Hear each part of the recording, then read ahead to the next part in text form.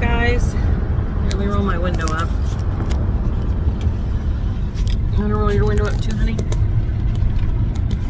We said we would share with you guys the good, the bad, and the ugly of our gastric bypass journey. And boy, do we have a bad today. So we started out today with such good intentions. We were going to do our first ever 5-mile hike. In half a mile, turn left.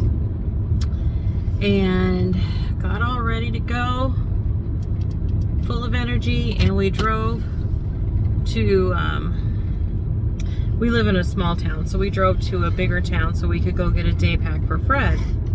On the way there, we hit a big thing and popped our tire. So then we had to go to Walmart to get our tire replaced. Fred changed the tire. Yeah, Fred thankfully changed the tire for us, so we didn't have to call anyone. But we had to go to Walmart to change our tire. And then we went and got the day pack, and then it was close to supper time. So we're like, you know what? We're in a much bigger town with a lot more places. Let's see what we should have for dinner. And we decided we would go to Culver's. We don't have Culver's by us. We'll just go to Culver's. I'll check first. Well, anyway, we went to Culver's, and you know, we've been doing pretty good sticking to our diet, so why not have a little treat? We'll just get a small frozen custard from Culver's. Man, if you have had a gastric bypass, don't do it. Don't do it. Your brain will tell you it is totally fine to get a frozen custard, a small one, every once in a while for a treat. Totally fine to do that. Your brain is lying to you.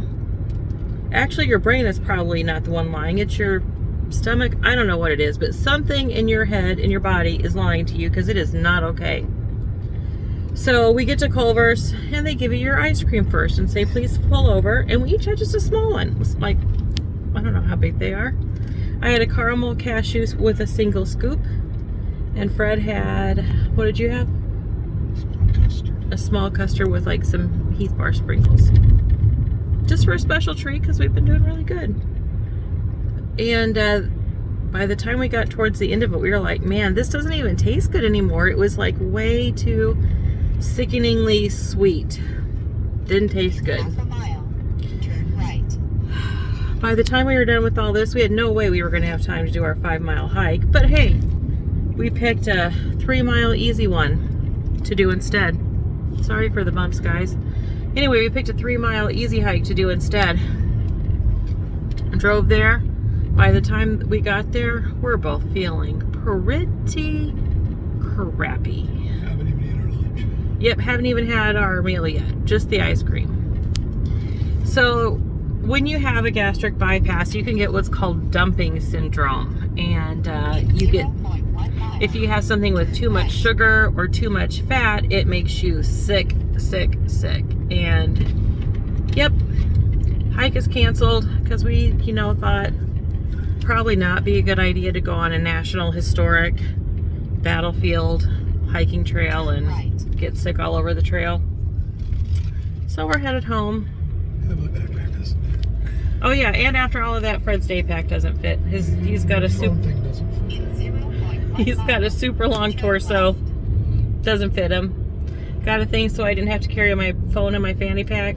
Doesn't fit. So, but you know what? At least we got to spend the day together. And hopefully we will learn from our mistakes. Will we? Based on past experience, I'm not. I hope so. I'm not highly optimistic. We may have to repeat this mistake a few times before we finally learn. But listen, dear Fred and Tamara, Culver's custard will make you sick. Don't eat it. I don't care how good it sounds. Doesn't even taste good anymore. Yep. Dumping syndrome is real. Learn from our mistakes, people.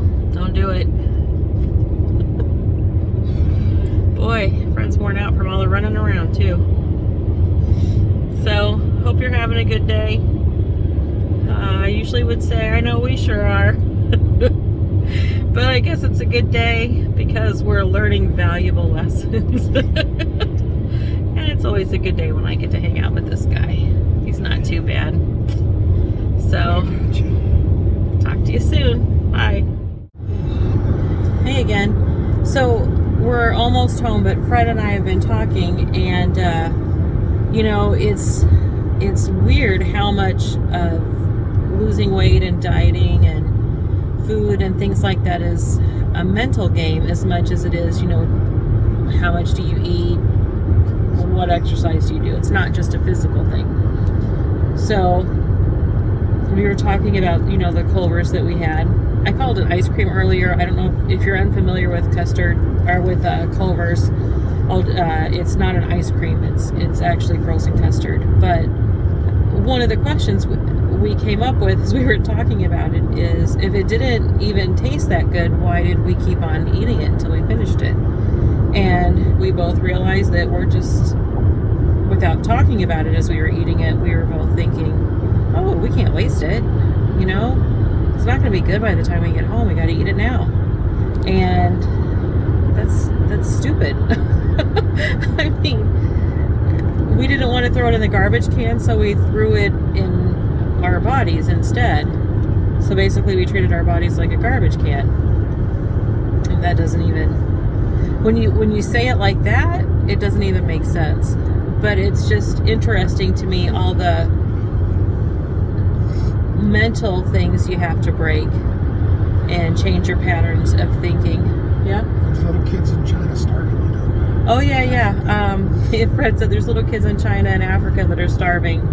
When I was growing up, it was about the children in Cambodia that were starving, which even that doesn't make sense. And I knew that at the time, like, well, okay, so I don't want to eat this and there's starving children. I can't send it to them, you know, but it's that mindset that gets internalized. And so I'm just putting that out there because I'm hoping that if I say it out loud and share it with you guys, maybe I'll remember that. So it's not just about changing our physical stuff. We've also got a lot of mental work to do. So anyway,